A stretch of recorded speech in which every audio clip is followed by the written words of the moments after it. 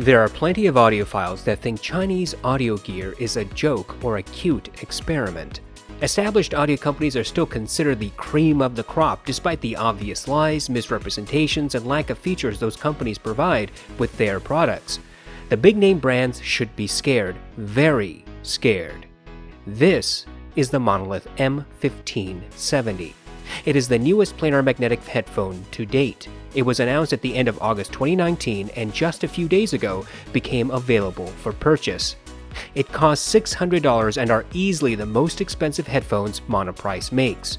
Hold on to your pants, friends. This is going to be an interesting ride.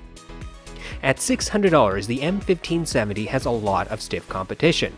When I think of this price bracket, I immediately recall my affection for the sennheiser. Moreover, there are really good alternatives that sit well below the $600 price tag, both with dynamic and planar magnetic drivers.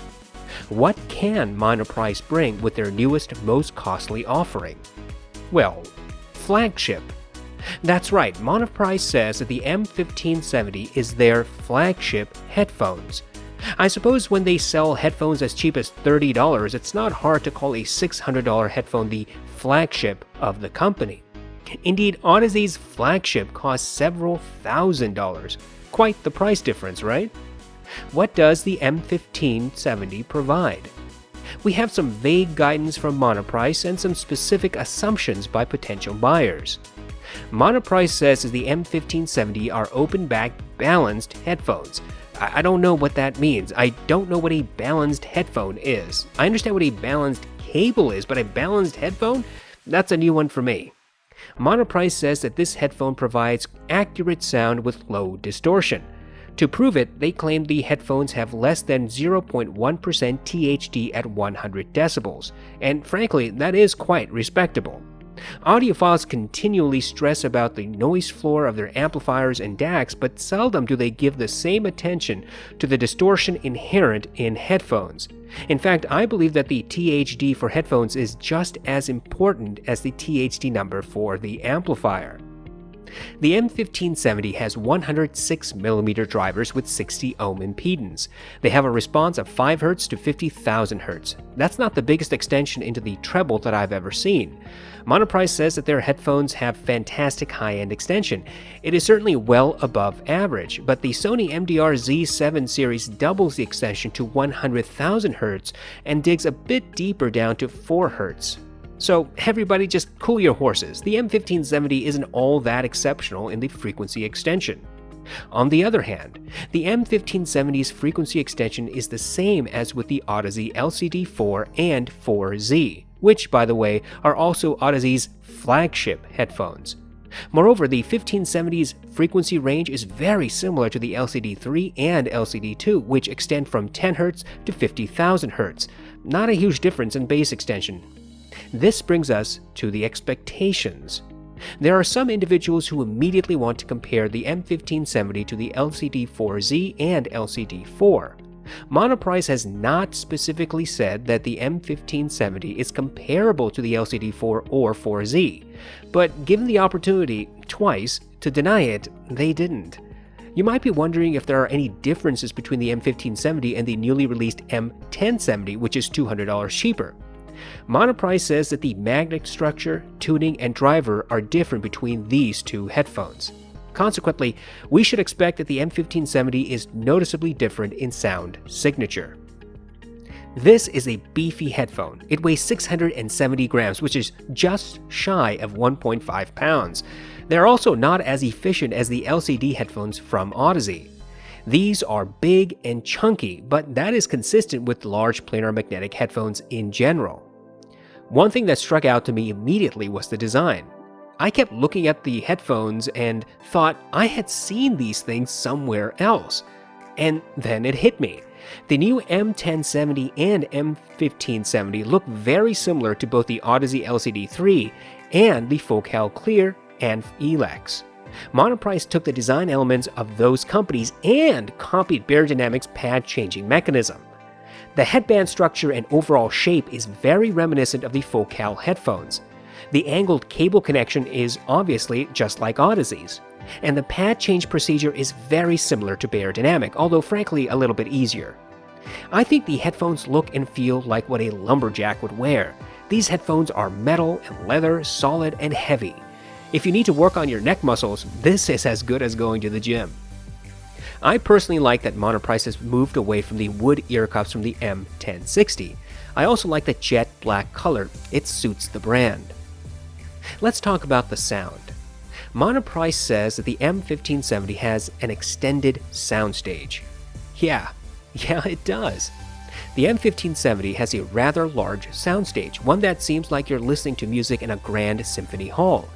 It doesn't sound quite as big as the HD800S, but then again, I have yet to find a headphone that does match the 800S in that regard. The bass is tight, and I mean tight. There is no distortion in the sub-bass. It's not chest thumping like bass from a subwoofer. No, it's rather very well controlled. With songs like Pure Water, you can clearly hear the bass impact without the muddiness. In Mountains by Hans Zimmer, the organ and sub-bass rumble is surprisingly clean, no distortion or loose bass. The M1570 has very fast bass transients. The mids are crystal clear without distortion or muddiness. There's no harshness. In songs like Want You Back, the backup vocalists are easily audible within the mix. With close listening, you can hear all three vocalists with their individual tonalities when all the instruments are playing, which is quite an accomplishment for any headphone. The treble is energetic without being harsh. In Scherzo for X-Wings, for example, the brass and horn sound crisp and clear, but not ear-piercing. A lot of headphones will either accentuate the treble in this song or blunt it considerably. The M1570 leaves the energy intact without adding or deleting. I feel as if another 2 to 3 decibels in treble would make the headphones unbearably harsh for me. Any less, and I would likely miss a lot of the character of each instrument.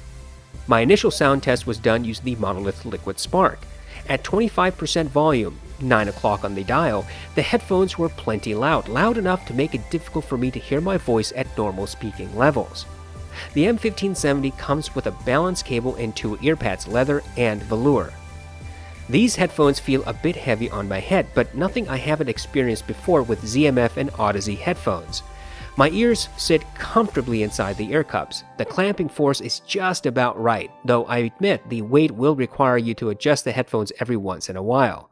Overall, this is an impressive first showing. If you regularly watch my channel, you know I conduct thorough tests. You can rest assured that the same will happen with the M1570. Without reaching any particular conclusion, I do have a question to pose. So, what is the end goal for Monoprice?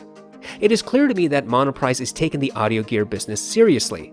It's not just a side job, something for them to rip off and make a quick buck. Their Monolith products are continually getting better and better. We know Monoprice and Audeze have a disagreement. I'm sure Audeze sees Monoprice as profiting off of Audeze's work, essentially stealing from Audeze. Whether there is truth to Monoprice reverse engineering Audeze headphones, I don't know. But I have to add that Monoprice is something more than a competitor to Audeze, legal or not. Monoprice is a disruptor. I like disruptors. They bring overdue change. They bring new ideas. They force the establishment to reevaluate the landscape. And most importantly, they bring the consumer better options. On the one hand, with the M1570, Monoprice has introduced its most expensive headphone. They call it a flagship. On the other hand, a few weeks ago, Audeze released the LCD-1, their cheapest headphones, an entry-level product to entice people to buy the more expensive stuff. The LCD-1 review is in progress, but I feel comfortable saying it's mediocre at best, and it costs too much for what it delivers. And here's the M1570. If the Monoprice flagship can keep pace with the likes of the LCD-3 and LCD-4, then what exactly are we paying Audeze those thousands of extra dollars for? I believe that there is a finite point after which more money does not bring more noticeable sound difference. Indeed, more money doesn't necessarily mean better sound quality. There is no real correlation there. My tests show that cheaper products often sound very similar or better than higher priced products. So, if, and this is a big question, if the M1570 can at least match the performance of the LCD-3 and LCD-4, then that would be a huge game changer. And Audeze should be scared, because selling mediocre products like the LCD1 simply won't cut it, no matter how many endorsements they get. There's one simple reason why. Because the LCD1 is not Audeze's best, far from it. But at $200 more, the M1570 is Monoprice's claimed best. Consequently, if the M1570 is all Monoprice says it is, where does that leave Audeze? Frankly, this is a question I'm looking forward to answering.